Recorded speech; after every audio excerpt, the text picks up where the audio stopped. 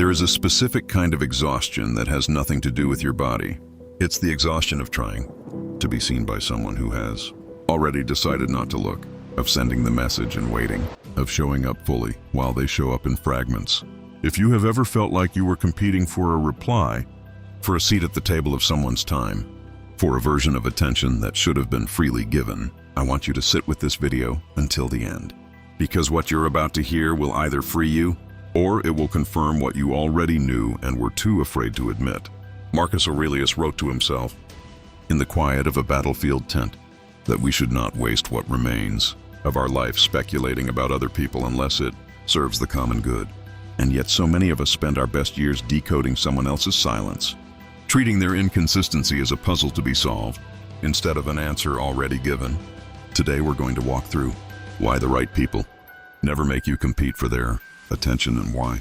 The moment you find yourself competing, you are already standing in the wrong room. Firstly, the first thing to understand is this: competition for attention is manufactured scarcity. When someone makes their presence conditional, available only when convenient, warm only in private, distant in public, they are not testing your worth. They are managing their options. And you cannot outcompete someone else's options. You can only remove yourself from the auction entirely. Epictetus taught that some things are within our control and some are not. Whether someone chooses you consistently is not within your control, but whether you continue applying for a position they've already filled with someone else that is entirely within yours. Secondly, consider this. In every healthy dynamic you've ever witnessed a steady friendship, a stable partnership, a mentor who never wavered, attention moved freely. No auditions, no proving rounds. The right people give attention the way the sun gives light, not because you've done something to deserve it in that moment, but because giving it is simply their nature toward you. When you find yourself performing over-explaining, over-texting, softening yourself to avoid being too much pause, ask what you are performing for. If the answer is, so they'll finally choose me, you have your answer already. Choice that requires a performance isn't choice. It's a transaction and you are always the one paying. But here's where it gets uncomfortable because there is a reason. So many of us stay in these transactions long after we've noticed the imbalance. And it has less to do with them and more to do with something the Stoics warned about in ourselves. We'll get to that. But first, let's talk about what real, uncontested attention actually looks like, because most people have never experienced it long enough to recognize it. Thirdly, real attention is boring in the best possible way. It doesn't spike and vanish. It doesn't require a crisis to reappear. It is steady enough that you stop checking for it because it's simply there.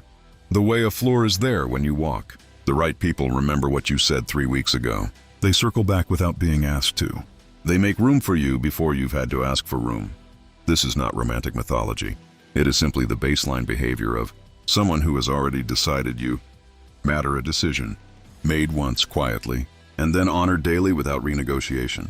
Lastly, here is the uncomfortable truth I promised. Many of us mistake intensity for depth, because intensity is loud and depth is quiet. The push and pull, the hot and cold, the anxious wondering. It feels like passion because it activates something in the body, but activation is not intimacy. A nervous system in overdrive is not evidence of love. It is evidence of unpredictability. And unpredictability is simply the absence of a decision someone hasn't made about you yet. Seneca reminds us that it is not that we have a short time to live, but that we waste a lot of it. Nowhere is that waste more invisible than in the years spent interpreting mixed signals as depth of feeling. The core Stoic teaching underneath all of this is simple, but it takes most people years to actually believe it. Your worth is not increased by someone recognizing it, and it is not diminished by someone failing to. It exists prior to their attention, independent of it, whole without it.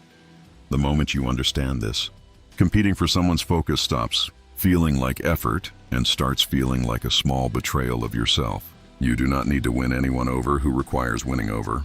You need only to be discerning enough to recognize when you already have someone's genuine regard, because it will not ask you to prove anything for it. Final thought. So here is the shift. Stop asking, how do I get their attention? And start asking, why am I still applying for a position that was never secure? The right people will not make you fight to be seen. They will not make you rehearse your worth before delivering it. They will simply see you consistently, without spectacle, because that is what real regard looks like when it isn't performing for an audience. You were never meant to compete for a place in someone's life. You were meant to recognize, quickly and without apology, when you already have one, and to walk away, without bitterness, from every room where you don't. If this resonated, the video I made on 5 signs you are only a placeholder in someone else's life goes even deeper into recognizing this pattern before it costs you years. Link is right there.